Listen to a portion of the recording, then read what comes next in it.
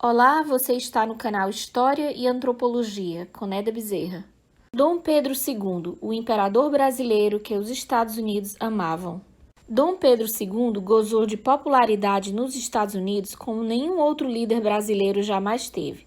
Raros estrangeiros e certamente nenhum outro chefe de Estado desfrutou nos Estados Unidos uma tão grande popularidade e foi acolhido ali com tão expressivas provas de respeito e amizade. Não somente por parte dos políticos, quanto também pelo povo. Qualquer coisa que Dom Pedro II fizesse chamava a atenção dos americanos. As pessoas ficavam fascinadas pelas suas qualidades. Nova York foi o ponto de chegada e de partida da viagem de Dom Pedro II aos Estados Unidos. Ele, Dona Teresa Cristina e sua comitiva partiram do Rio de Janeiro em 26 de março de 1876 e chegaram a Nova York no dia 15 de abril do mesmo ano.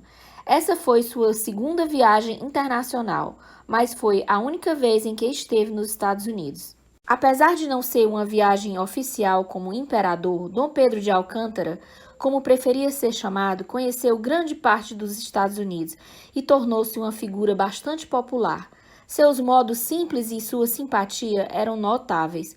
Cumprimentava a todos, caminhava pelas ruas a pé carregando sua própria maleta e seu guarda-chuva. O imperador, que sempre fora um admirador de Abraham Lincoln, estava nos Estados Unidos para o centenário de sua independência, em 1876, participando ao lado do presidente Ulysses S. Grant da abertura da grande exposição do centenário na Filadélfia. Durante essa exposição do centenário de independência americana, o imperador conheceu Alexander Graham Bell, que demonstrava sua nova invenção, o telefone. Dom Pedro II foi a primeira pessoa a comprar as ações da companhia de Alexander Graham Bell, a companhia de telefone Bell.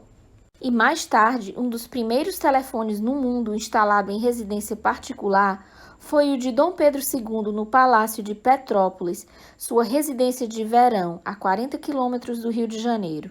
Dom Pedro II era um viajante incansável e anotava tudo em seu diário. Em 17 de abril, partiu de trem rumo à costa oeste americana, chegando a São Francisco em 25 de abril, onde ficou por alguns dias, retornando à costa leste em maio. Durante essa viagem, percorreu muitos estados e visitou diversas cidades. Também chegou aí ao Canadá no início de junho, onde visitou as Cataratas do Niágara. Ao todo, Pedro II visitou 31 cidades, incluindo a capital americana Washington, D.C., em uma viagem de 3 meses. O imperador percorreu cerca de 1.500 quilômetros dentro dos Estados Unidos.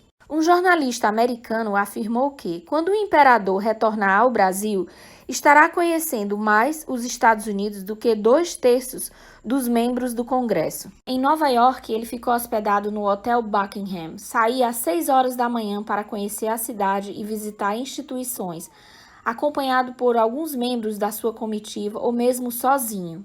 Passeou no Central Park, visitou a Catedral de São Patrício, conheceu diversos museus, igrejas, bibliotecas e escolas, recebeu a visita de autoridades e personalidades ilustres. À noite, frequentava teatros com Dona Teresa Cristina. Muitos jornais americanos noticiaram a visita de Dom Pedro II aos Estados Unidos. O jornal New York Herald o apontou como candidato ideal à presidência do país. Além disso, foi o líder estrangeiro mais popular da época, e o povo americano sempre ficou fascinado com seu caráter majestoso. A Sociedade Geográfica Americana organizou uma reunião especial com a participação de Dom Pedro. Durante o discurso, o poeta Bayard Taylor disse que Pedro era amigo do povo americano e não parecia ser estrangeiro. Bayard Taylor afirmou: "Nunca esteve entre nós um estrangeiro que, após 3 meses de permanência, pareça ao povo americano tão pouco estrangeiro e tão amigo quanto Dom Pedro II." No dia 4 de julho de 1876, estava programado um espetáculo de gala, do qual participariam o presidente Ulysses S. Grant e toda a representação do mundo oficial. Dom Pedro II recebeu um convite para assistir a essa solenidade no camarote do presidente americano. Ele, no entanto, agradeceu e devolveu o convite, dizendo que não estava ali como imperador, portanto não podia aceitar, mas que iria em caráter particular, e foi. Mas o mestre de cerimônias o conduziu a um camarote vizinho ao do presidente Ulysses Grant. Quando Dom Pedro II apareceu no seu lugar em companhia da imperatriz, correu-se a cortina que separava os dois camarotes e ele se viu ao lado do presidente Ulysses Grant no mesmo camarote. Desfraldaram-se nesse momento unidas a bandeira americana e a brasileira. Logo depois, a banda tocou o hino nacional brasileiro e uma multidão entusiástica de pé saudou com prolongadas palmas e vivas o nosso grande imperador. O jornal North American comentou: nenhum governante de nenhum país, tanto como homem quanto como governante, jamais teve tantos méritos diante dos Estados Unidos quanto Dom Pedro II.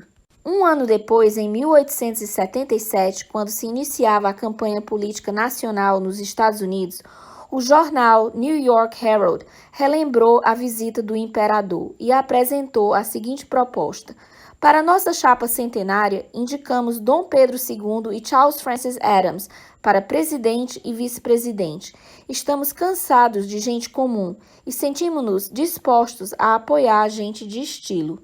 Tão grande era a admiração dos americanos pelo nosso imperador que ele acabou recebendo nas eleições presidenciais de 1877, só na Filadélfia, mais de 4.000 votos espontâneos. Durante essa viagem, Dom Pedro II visitou também o sul dos Estados Unidos, onde se produzia algodão, e estava disposto a expandir a agricultura do Brasil e transformar nosso país em um grande produtor de algodão.